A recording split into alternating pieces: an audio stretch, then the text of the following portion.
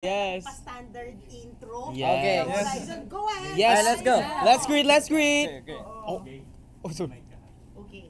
Okay. Let's greet. 하나, 둘, 셋. 안녕하세요. We are Horizon. Yeah. We're back. We're back. We're Diba? back. Finally, We miss yeah. you so much. How's Oh, the we 3 miss you months too. been? Wow. It's been crazy. Sobrang Many daming things. nangyari sa loob ng 3 buwan. Actually, Yeah. I think Yeah. 4. Almost 4. Almost 4 months. 3 to 4. Yeah, Yeah. something like that. But yeah, it felt like forever. But now we're back here and medyo parang grabe no, ang bilis ng panahon din. Would you say parang growth spurt yung nangyari? Kasi di ba, I'm sure in that 3 months, grabe yung siksik-liglig, yung mga Yes. napag-aralan ninyo, yung training ninyo.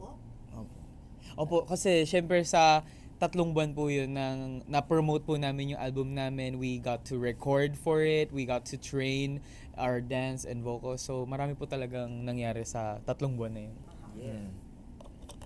And also the training is super hard.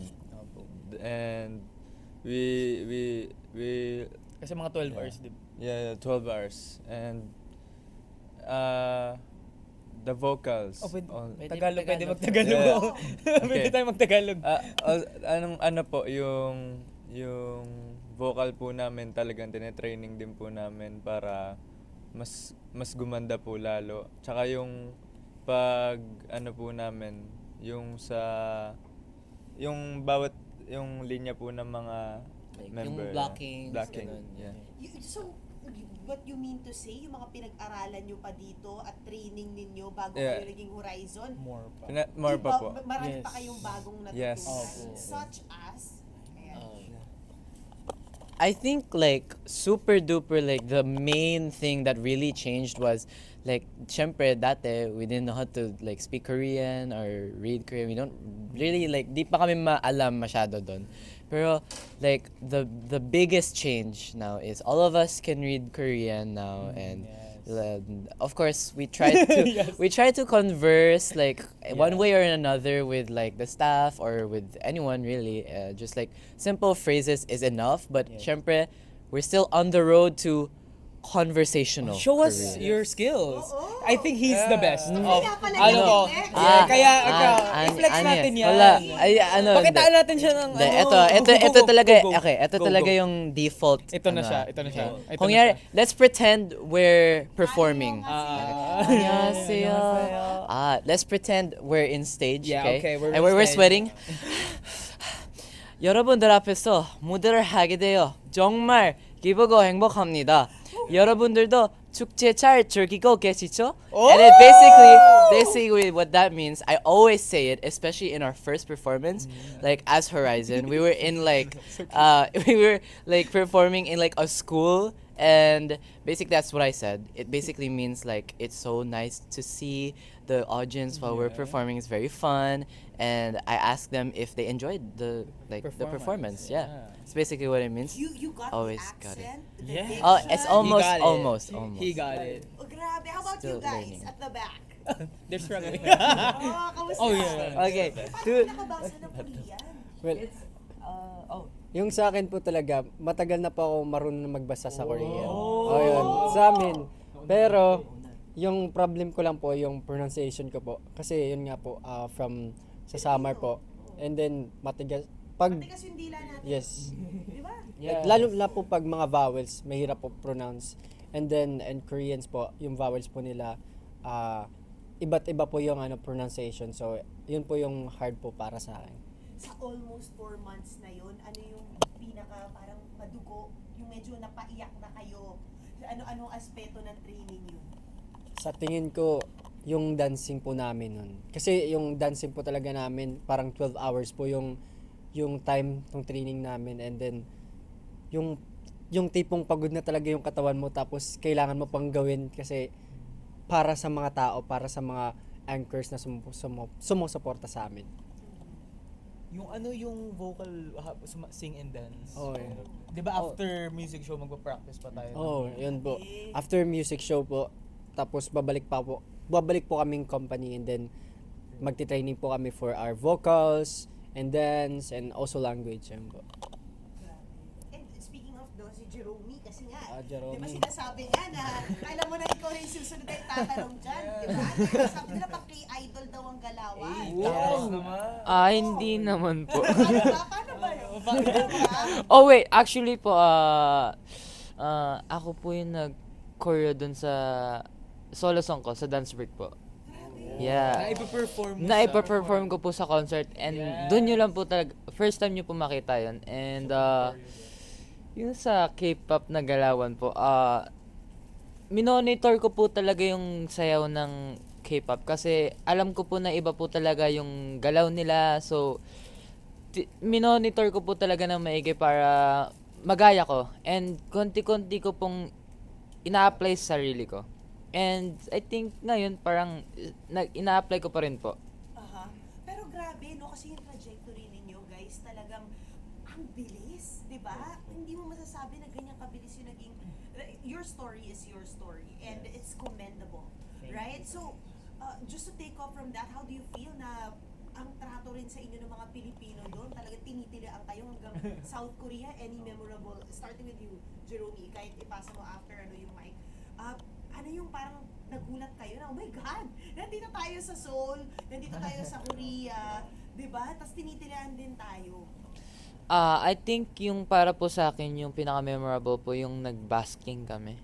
It's our first time basking and parang nag-promote po kami and di po talaga namin inasahan na may mga pupunta po doon na may mga Pinoy din yeah, po may dun. mga Pinoy rin po. Sobrang dami rin pong Pinoy doon and mga Korean. Yeah, and we're so happy kasi pumunta po sila and pinanood po kami and nagsigawan na rin po sila. Oo, actually nakarating dito yung news item na yun, no? Na yun nag-busking kayo, di ba? Tapos nun, sobrang dami yung kinilig. Alam mo, tumagos nga hanggang dito yung success. Na parang sabi, alam mo yung parang mga ating na proud. Yun yung feeling namin. Yung, Go ahead. ikwento mo yung sa music show, diba? May mga Pinoy sumisigil. Opo, yung nakagulat talaga na nung music show namin, yung debut song, kahit yung cameraman po pumalakpak at yung mga director po, pinuri po kami na, wow, ang galing nyo naman at mukha daw kaming Koreano. Yes po. Pero of course with the glories comes the challenges. Ano yung pinaka na challenge kayo pagdating sa sa stardom na nakamit yung di ba? Yung parang na-homesick ba kayo? May na-miss ba kayong girlfriend? O di ba? Mahal sa buhay o ano man. Para po sa akin yung mga trainings po namin kasi yun po, bawat isa sa amin nag-training po vocally and sa rap and sa dancing po.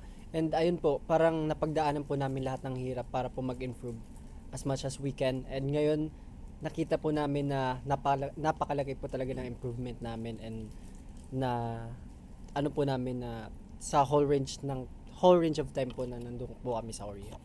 Ano yung biggest lesson sa 4 na buwan na natutunan? What? Say something? Ako, yung time sa Korea. Kasi bawal malate. Dapat, kung bawal malate kahit isang minuto, time is gold talaga. May naliit? Oo, na. May Pinoy time ba? Oo, okay. Most of the time late. Nalate ka. Kasi kahit 1 minute. Kasi kahit po 1 minute late, considered late na po doon. And most of the time, lagi kaming mga 1 minute, 2 minute, 3 minute late. Pero in fairness ngayon, Yeah. I think medyo early na tayo. Yeah. But I think it improved kasi nung nasa Pilipinas kami, mga 30 minutes kaming late lagi. O at least, di ba? Secret. At least sa Korea, 1 minute lang. Kahit pa paano. At ngayon, maaga na kayo. Yes, maaga na gumising. Sanay na maaga gumising. Oo. Pero ngayon, parang no, yung structure ng career ninyo, the trajectory is so fast. I was telling you a Yes, while thank ago. you so much. What do you want to do next with Horizon? Well, we just want to keep the Filipinos proud because alam namin na we're representing Filipinos all over the world and especially yung mga young dreamers natin dito sa Pinas na gusto ding makapag-perform at such big stages. Gusto namin mataguyod yun kasi malaking opportunity talaga yung nabigay sa amin ng ng mundo. Yeah. Na makapag-perform kami sa mga ganong stages na yung mga dating idolo lang namin nagpe-perform din doon. Yun yung sinasabi ko kasi hindi nyo elbow to elbow ang mga Pilipino. Sabi mo na nga global, buong mundo ang oportunidad na to. Opo. How do you feel like what's the edge of horizon sa mga global stars at K-idols na nakasabayan nyo na? Well, I think definitely like when we were like nung first time namin sa music show, super overwhelmed talaga kami. Kasi syempre It was scary, it was like the language lang, 'di ba? Like we have to be alert, and then seeing our idols, the K-pop groups there, that's how we realized that okay, we're representing the Philippines. Yeah, and we have to do Yeah. Pero everything. they were like, we really saw how great the Korean industry is in general, and like how the K-pop groups were very like good, like when we watched them. That's why we were very inspired, and yeah, I think Yung, Kayo K-pop. yung edge natin yeah, na the like, edge, yeah. Like, what do you And I think from my perspective, like our goal, like for the future, is to get back out there, and we were very close actually, but hopefully like we get to bring back home like an award, like that's the goal. Pero kayo K-pop group yung naisip nyo na parang nung nakita nyo, teka lang, totoo na to. Kasi syempre ang hirap ang pinagdaanan nyo pero biglang nung nakita nyo, di ba minsan may gano'n yung, teka lang ha? Grabe. Oo, parang dibdiba na ito. For me talaga si Jungkook Sunbenim, si Jungkook BTS. from BTS, grabe. And Nakita pa natin si Taeyong. And yeah, si Taeyong na nandun din. Ikwento mo kung paano natin aksidente siya nakita. Actually, nung papunta na po kami sa the waiting area, di ba? Yeah, sa Daguisil. Yeah. Nakasalubong po namin siya. Kasi, Casual. yes po. Talagang, si V ba yan? Sabi po namin, ay, oo nga, si Teo nga. Yan, parang na-starstruck po talaga kami. Tapos, yun po yata yung time na umakyat siya sa stage, tapos sinamahan niya po si Jungkook sumayaw ng pinapromote niya pong kanta, which is yung Seven, yes.